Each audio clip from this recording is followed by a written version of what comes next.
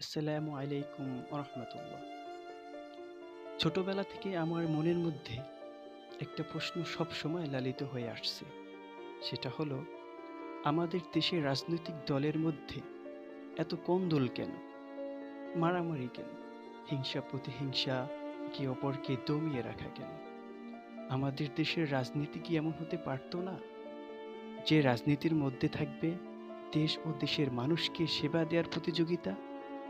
কোন রাজনৈতিক দল কত বেশি সমাজ ও দেশের জন্য কাজ করতে পারে, মানুষের কল্যাণের জন্য কাজ করতে পারে, দেশের মানুষ ও দেশকে উন্নয়নের শীর্ষ পর্যায়ে নিয়ে যেতে দেশের রাজনৈতিক দলগুলো এমনভাবে তাদের রাজনৈতিক কর্মকাণ্ড পরিচালনা করবে, যেটা দেখে জনগণই যেন দ্বিধায় পড়ে যায়।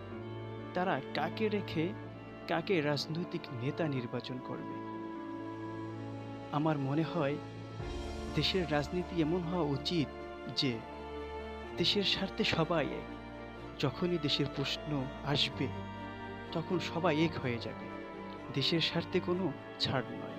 কিন্তু অত্যন্ত দুঃখের বিষয় যে মানুষের মধ্যে দেশাত্মবোধটা পাওয়া যাচ্ছে না আগের মতো।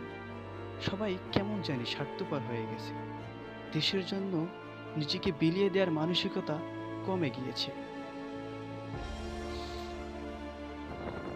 যদি মানুষের মধ্যেও দেশাত্মবোধ ও দেশপ্রেম কতটা আছে সেটা পরিসংখ্যান করা হতো, তাহলে আমার মনে হয় তার সংখ্যাটা হতো খুবই নগণ্য। সর্বোপরি সকলের উদ্দেশ্যে একটাই অনুরোধ থাকবে, আমাদের মধ্য থেকে যেন দেশপ্রেম হারিয়ে না যায়। সকলের মধ্যে যেন দেশের জন্য নিজেকে উৎসর্গ করার মানসিকতা তৈরি হয়।